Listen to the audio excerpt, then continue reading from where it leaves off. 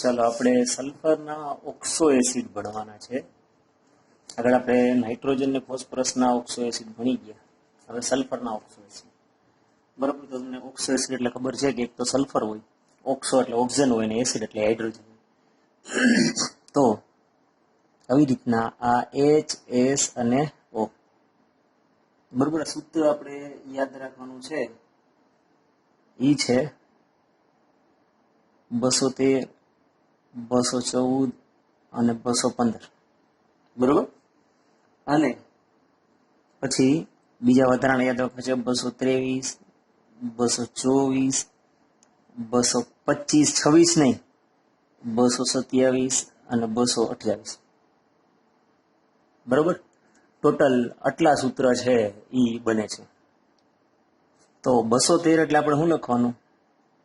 H2SO3. H2SO3 આનું નામ છે સલ્ફ્યુરસ એસિડ. શું નામ છે? સલ્ફ્યુરસ એસિડ. હવે એનું બંધારણ આપણે લખીએ તો આ સલ્ફર આગળ 6 ઇલેક્ટ્રોન હોય બહારની કક્ષામાં, એક અબંધકારક સ્વરૂપમાં આવી છે. બરોબર, આ બે OH જે રીતે આપણે ફોસ્ફરસમાં બનાવતા હતા એમ, અને આ બહીના ડબલ બોન્ડ. ટૂંકમાં સલ્ફરના 2 ઇલેક્ટ્રોન 2 ઇલેક્ટ્રોન ના 2 ઇલેક્ટ્રોન, ટોટલ 6 ઇલેક્ટ્રોન વપરાઈ ગયા. સલ્ફ્યુરસ એસિડ. સેમ એવી જ રીતના આપણે આનું બંધારણ લખીએ 214, એટલે કે H2SO4. શું નામ છે? Sulphuric acid.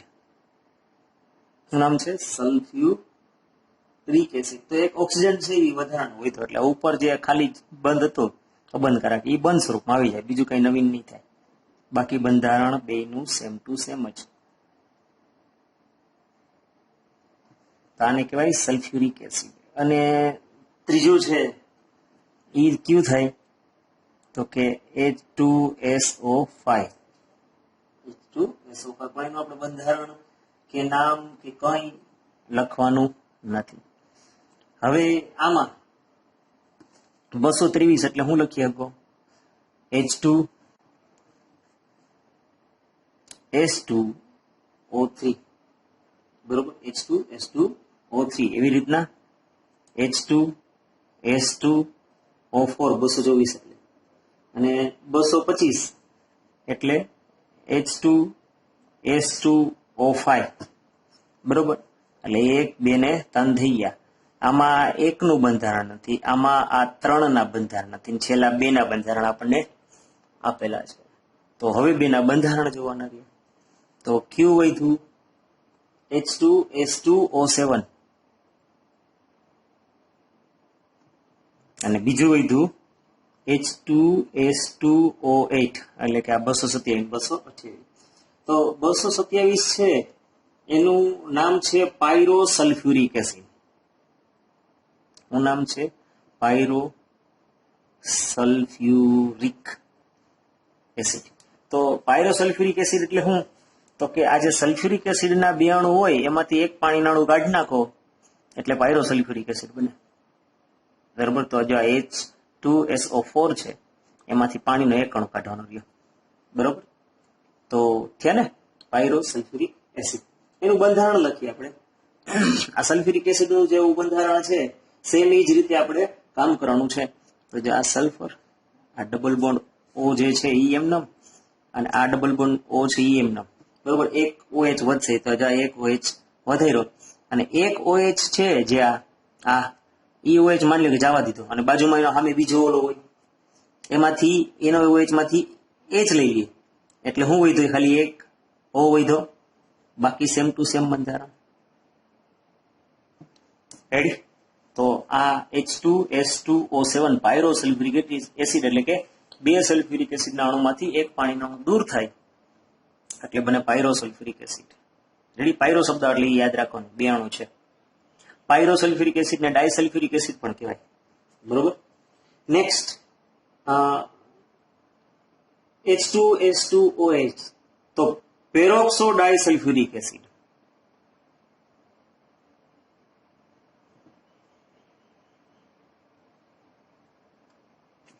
જો પેરોક્સો શબ્દ આપણે કેમ હાઇડ્રોજન પેરોક્સાઇડ એમ, તો અહીંયા એક ઓક્સિજન ખાલી વધારાનો છે, કારણ કે જો સૂત્ર તાને જેવું જ છે, એટલે વચમાં એક ઓક્સિજન વધારાનો, બાકી બંધારણ same to same.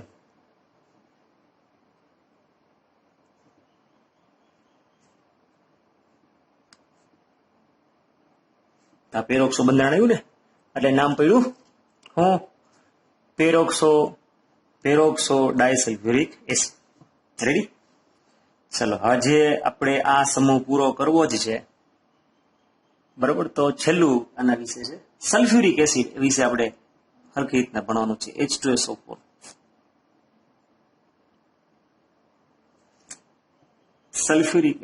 Sulphuric acid છે એને રસાયણનો રાજા કહેવાય. શું કામ? તો કે વિશ્વની એકોય એવી ફેક્ટરી કે એકોય એવી લેબોરેટરી નહીં કે જેમાં સલ્ફ્યુરિક એસિડ છે એ ના વપરાતો હોય, બરોબર.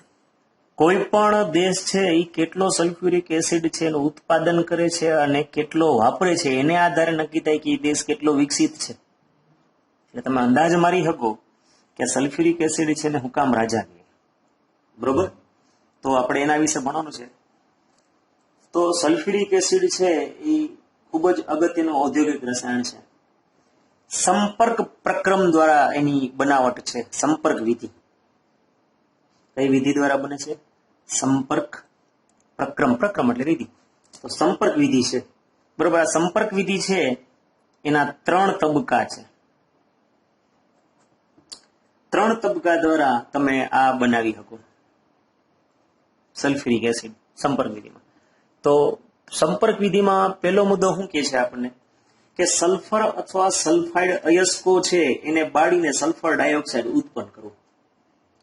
સલ્ફર અથવા સલ્ફાઇડ અયસ્ક હોય એને તમે હવાની હાજરીમાં બાળો એટલે શું ઉત્પન્ન થાય? Sulphur dioxide.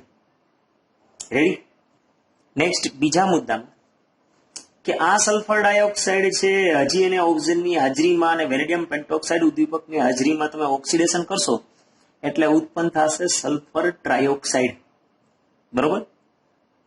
તો આવી રીતના આ SO2 O2 V2O5 વેનેડિયમ પેન્ટોક્સાઇડ અરે પ્રક્રિયા થશે એટલે શું ઉત્પન્ન થાય? Sulphur trioxide. રેડી? હવે જે આ સલ્ફર ટ્રાયોક્સાઇડ જે ઉત્પન્ન થયો, બરોબર, એને જૂની પદ્ધતિ પ્રમાણે શું કરતા? આ SO3 છે એને પાણીમાં શોષી લેવામાં આવતો એટલે શું બની જાય? H2SO4. પણ આ વિધિ હતી ને એ બહુ ધીમી હતી છે ને. જો SO3 ને H2O ભેગા કરો એટલે H2SO4 બની જાય. આ પ્રક્રિયા બહુ ધીમી હતી. એટલે હવે લેટેસ્ટ ટેકનોલોજી પ્રમાણે શું કરે છે? ત્રીજો મુદ્દો આ નથી.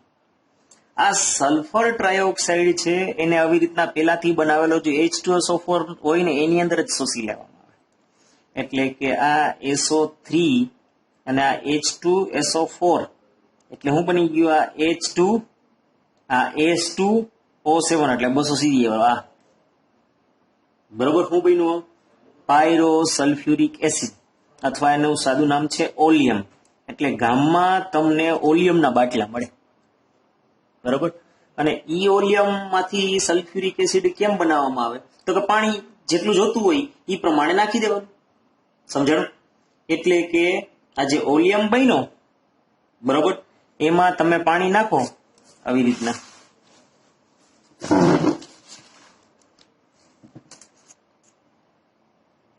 H2S2O7 એમાં તમે જોતું હોય એ પ્રમાણે પાણી નાખી અને તમે શું બનાવી શકો? H2SO4, બરોબર. ગામમાં તમને ઓલિયમના બાટલા મળે. તો આવી રીતના H2SO4 માં SO3 ના અવશોષણથી ઓલિયમ બને.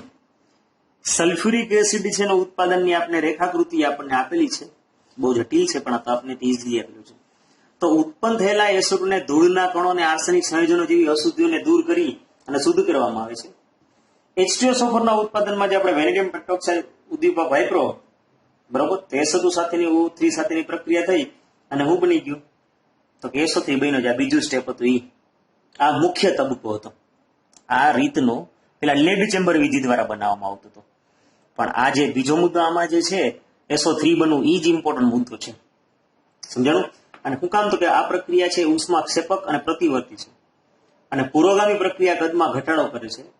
તેથી મહત્તમ નીપજ મેળવવા માટે આપણે નીચું તાપમાન અને ઊંચું દબાણ છે એ પરિસ્થિતિ લાવવી પડે. ટૂંકમાં ઓપ્ટિમમ સ્થિતિ લાવવી પડે. બરોબર, બહુ તાપમાન નીચું જવું જોઈએ નહીં, તો પ્રક્રિયા વેગ ઘટી જાય, કારણ કે ઊંચા તાપમાને પ્રક્રિયા ઝડપી હોય, નીચા તાપમાને પ્રક્રિયા છે વળી પછી કેવી ધીમી પડતી.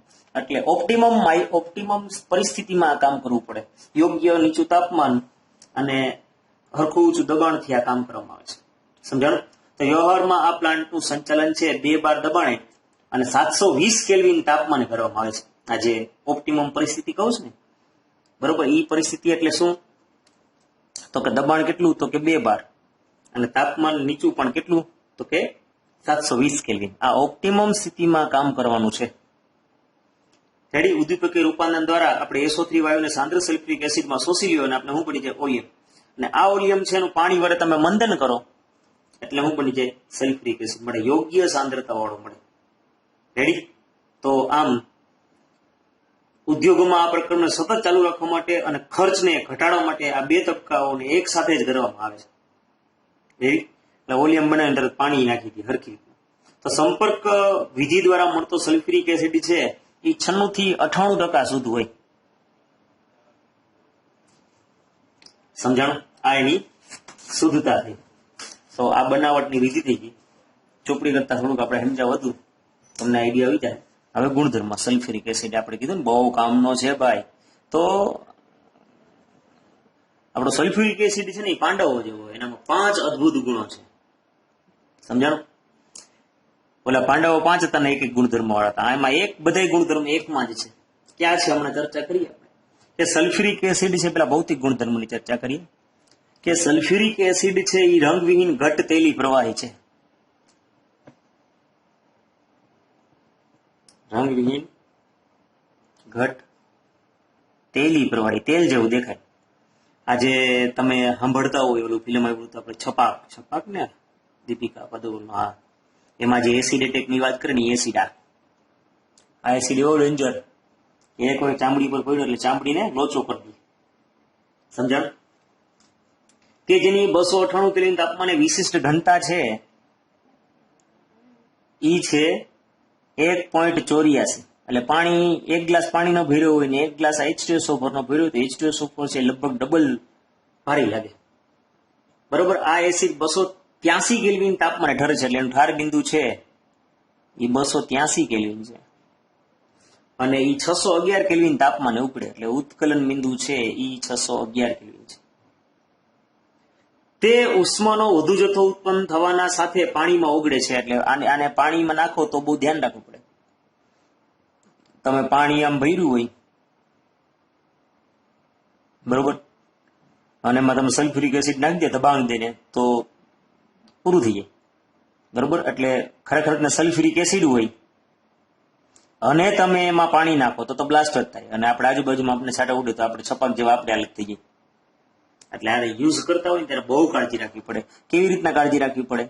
તો કે ભાઈ પહેલા આવી રીતના પાણી ભરી રાખવાનું, અને પછી ધીમે ધીમે અહીંથી સલ્ફ્યુરિક એસિડ છે એ એડ કરતો જવાનો, કારણ કે આમાંથી એને ફૂલ ઉષ્મા ઉત્પન્ન થાય. આ પ્રક્રિયા ઉષ્માક્ષેપક છે. એટલે જયારે આ સાંદ્ર સલ્ફ્યુરિક એસિડ છે એ આપણે દ્રાવણ બનાવતી વખતે બહુ કાળજી રાખવી પડે. બરોબર?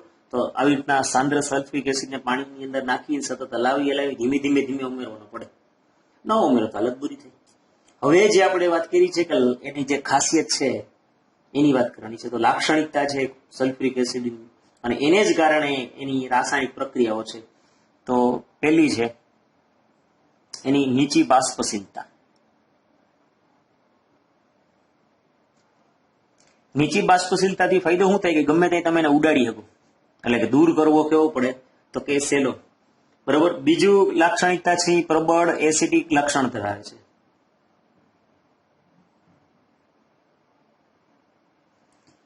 ત્રીજી ખાસિયત છે એ પાણી પ્રત્યે પ્રબળ રાસાયણિક આકર્ષણ ધરાવે છે.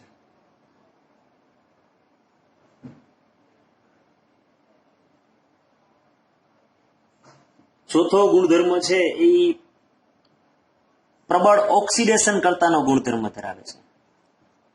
બરોબર? તો આ લાક્ષણિકતાને કારણે એની ઉપયોગિતા મેં કીધું એ પ્રમાણે કે વર્લ્ડમાં સૌથી વધુ થાય છે.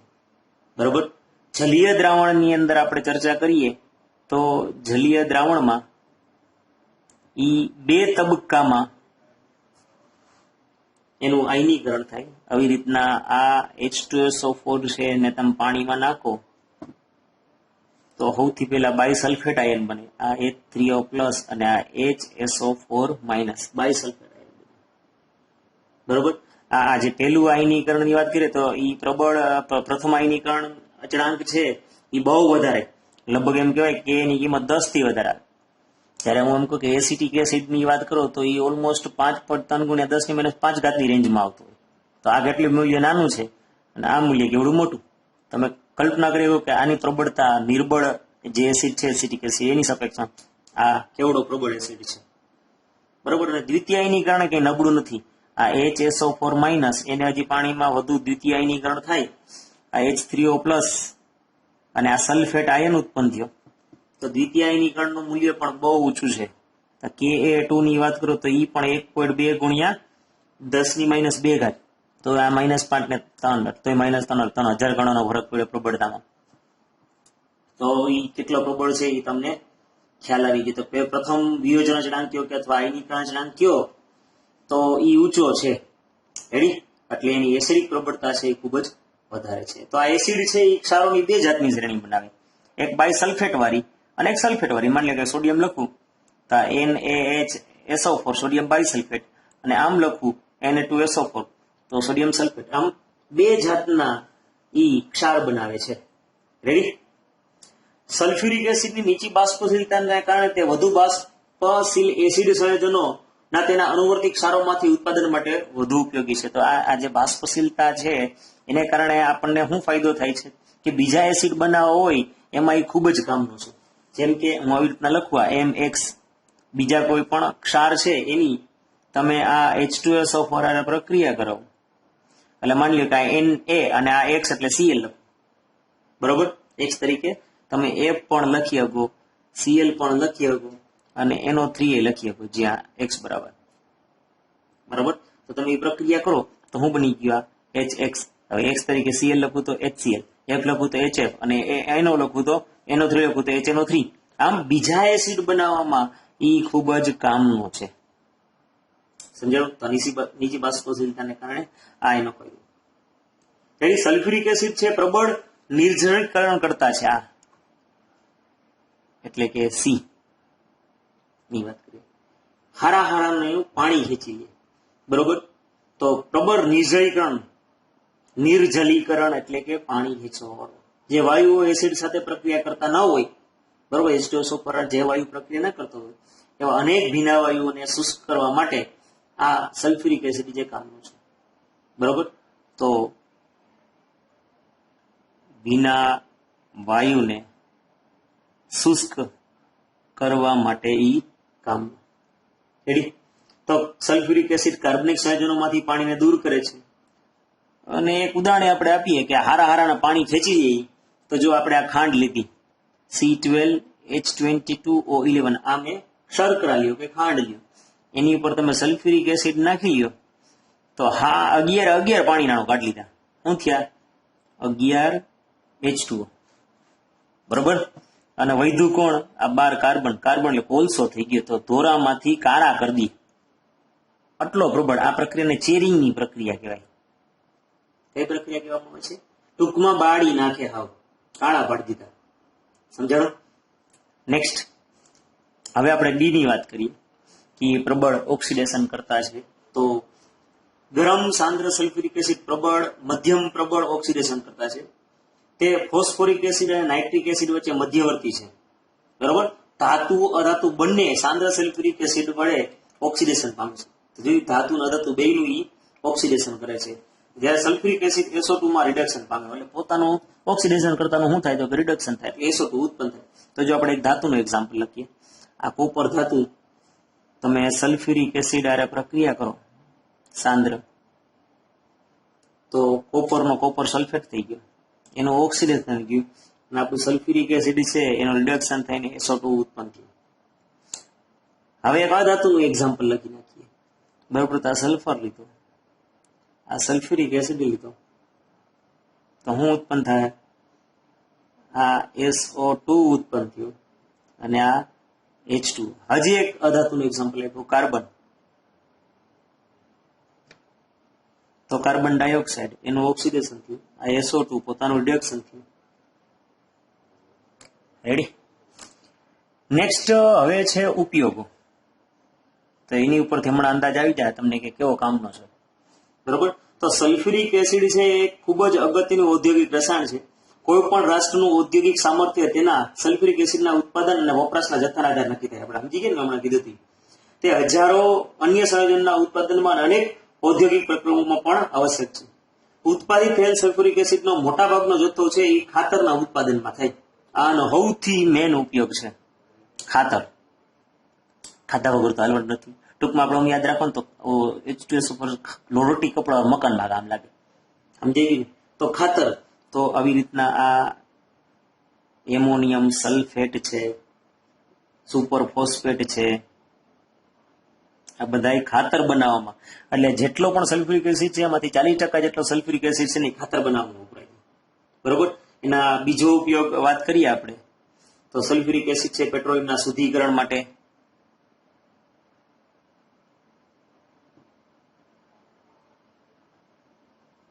બરોબર. ત્રીજો ઉપયોગ આપણે વાત કરીએ તો ટૂંકમાં તો બધા ઉદ્યોગો છે પણ આમાં બધા નામ લખવા બહુ શક્ય નથી.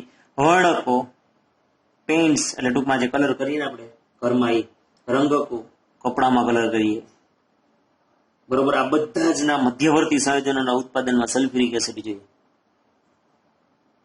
આગળ વાત કરીએ કે પ્રક્ષાલક ઉદ્યોગ. પ્રક્ષાલક એટલે સાબુ ડિટર્જન્ટ.